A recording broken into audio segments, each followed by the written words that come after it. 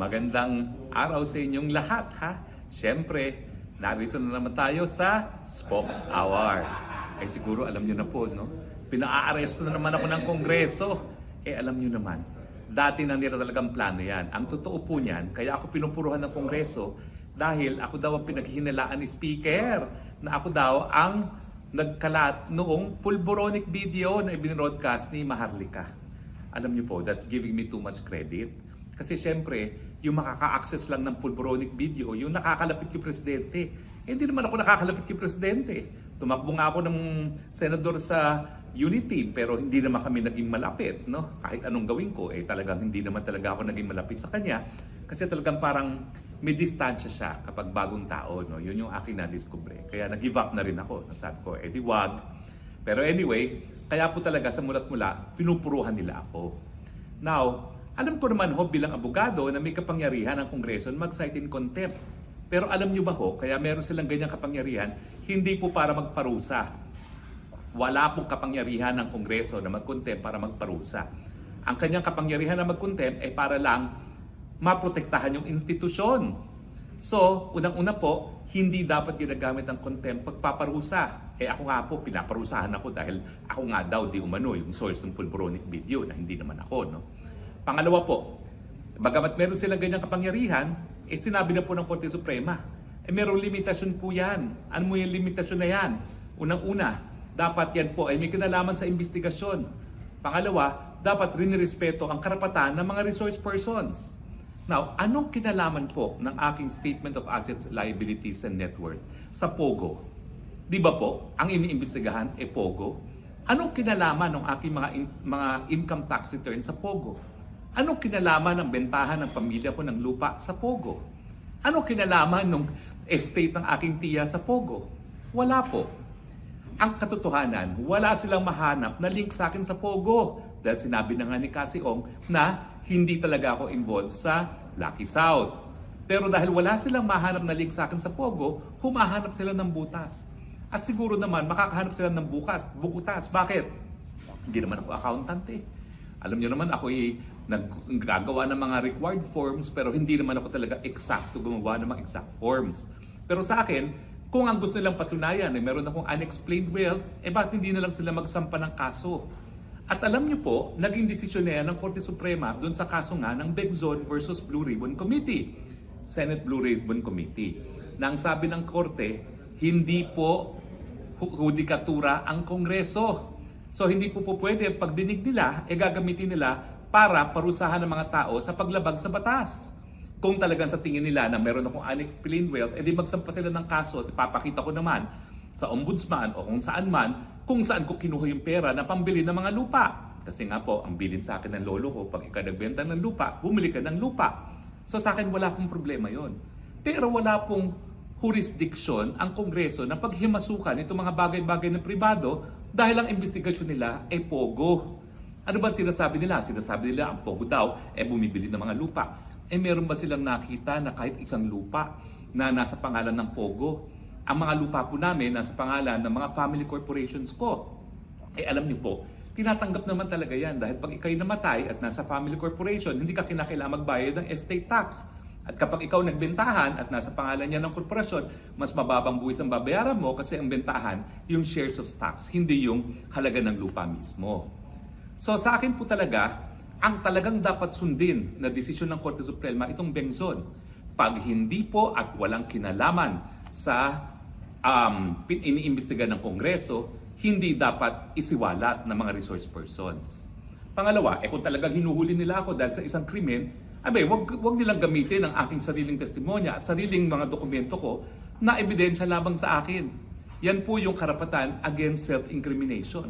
Humanap sila ng ebidensya kung sinasabi nila na POGO ang bumili ng mga lupa namin, di ilabas nila. Paano naman po mangyayari yun? Yung mga aking family corporations, 2014 pa sinimulan. Wala pang POGO sa Pilipinas na simulan na yung aking mga family corporations. Ang mga bentahan po, bago pa. Sumulpot yung Lucky South 99 na yan na pilit nilang inuugnay sa akin. Ang katunayan po, ang na-establish lamang unang-una, sinamahan ko si Cassie Ong para nga po humingi ng gives sa pagbayad doon sa kailangang bayaran sa sa PAGCOR dahil nga po di umano sila'y nadispalkohan. At pangalawa, yung kaso na hinuwakan ko sa Whirlwind. Dahil kumpleto naman po yan sa dokumento. O nga pala, natalo na kami sa kasong yon. Pero natalo kami matapos nila 1 taon. E mantakin mo, nung lumapit naman sa akin ng Whirlwind, meron na silang writ of execution, pinapaalis na sila. Pero napahaba ko naman po yung panahon, naging 1 taon bago sila napalayas. No? At ngayong napalayas na sila, tinake over naman ng gobyerno. So, bali wala ang panalo nila. Kasi gobyerno ngayon ang nakaposisyon doon sa Pogo sa Porac. At hindi naman makukuha yan ng mga pribadong nagmamayari. So parang Pyrrhic victory, no? Wala rin nakuha yung may-ari ng lupa. Pero siyempre, ang laki din ng nawala doon sa Whirlwind kasi ginawa nga nila yung 49 buildings at meron din silang nabayaran na partial para doon sa kabahagi ng kabuuan ng 10 hectares. Parang hindi ko nagkakamali, parang 4 hectares ata. Pero yan po yung dapat nilang imbestigahan. Nasa ng pera ng Lucky South na di umano ginamit ko pagbili ng mga lupain. Wala pong ganyan kahit anong testimonya. Kasi ang sabi nga ni Cassie Ong, wala akong kinalaman sa Lucky South. Ang hinawakan ko lang kaso ng ejectment. So siguro naman naintindihan ninyo kung bakit pati yung mga medical records ko anong pakialam ng mga medical records ko at ng misis ko sa investigasyon sa Pogo. At nakita nyo naman talaga yung tiya ko na namatay na, yung kanyang estate, anong kinalaman dyan? So sa akin po, hindi po ako unang-una, hindi ako pugante sa batas. Mali po yung sinasabi ni East Barbers, the barbers na ako daray pugante. Hindi po.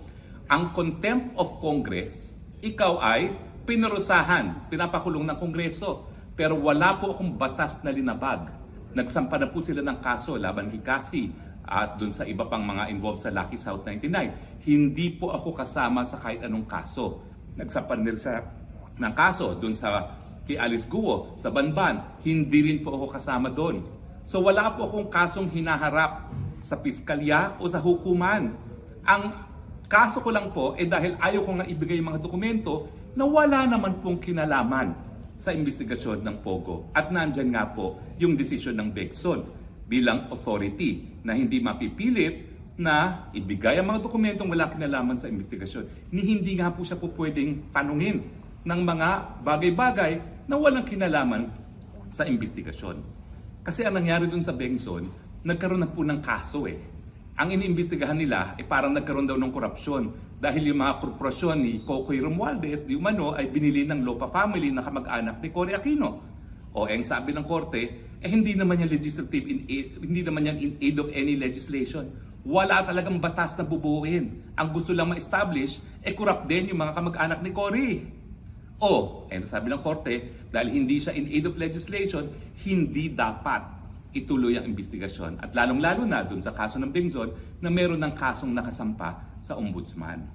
So kung gusto po nila akong kasuhan ng unexplained wealth, excuse me, napag-aral naman po ako ng aking mga pamilya sa Amerika, sa London, at saka sa UP, siguro naman hindi naman unexplained wealth po yan. No? At anongin yung mga kaklase ko, buhay naman ako sa isang gated community, hindi ko po pinag-aayabang yan. Kasi bilang Kristiyano po, talaga ang turo sa akin ng lola ko, baliwala po talaga itong mga material na mga possessions. Ang importante talaga, seek ye first the kingdom of God. Yan po talagang pinaniniwalaan namin. Pero, God has been good to the family. Dahil binigyan niya po kami ng lupain dyan sa Parañaque, dati po ay taniman ng palay, biglang naging subdivision at naging commercial pa. Yan lang po yung swerte ng pamilya ko. No? Pero, yun nga po, bilang isang abogado, hindi naman ako po pwede na baliwalain ko ang karapatan ko. Lalong-lalo na itinuro ko naman sa aking mga estudyante sa UP Law kung ano ang dapat na sakop lamang ng legislative investigation. So ulitin ko po hindi ako pugante dahil ako po ay lumabag sa batas. Pugante ako sa Kongreso lamang. Wala po akong pakialam. Dahil ang tingin ko naman, kung ako'y na-cite in contempt of Congress, ang Kongreso naman po cited in contempt of the people of the Philippines. Hindi po tama yung ginagawa nila. Pasigaw-sigaw, kapag ayaw na sagot, contempt kaagad. Nagpa-power tripping na po sila. Miski wala po silang batas na binubuo, tuloy-tuloy ang paninira nila sa pamilyang Duterte. Doon sa extralegal killing, sa droga, at siyempre sa Pogo. Hindi po tama yan.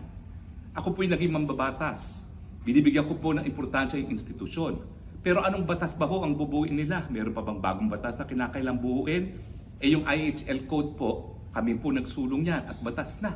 So hindi lang po murder ang po pwedeng gamitin kapag nagkaroon ng widespread and systematic killings, no?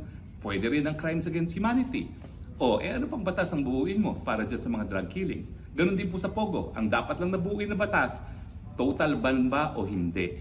Bagamat doon sa SONA ni PBBM, sinabi niya total ban ng Pogo, ay nako. Iba na po pangalan nila, IGL. At ngayon may kumakalat, may lumulutang. Meron daw 12 na parang 12 disipulo ni Kristo na mai-exempt sa ban. So kapag sinabi kasi ban, lahat dapat bawal. Walang exception. Di ba po? Ay nako. So, ang anong tanong?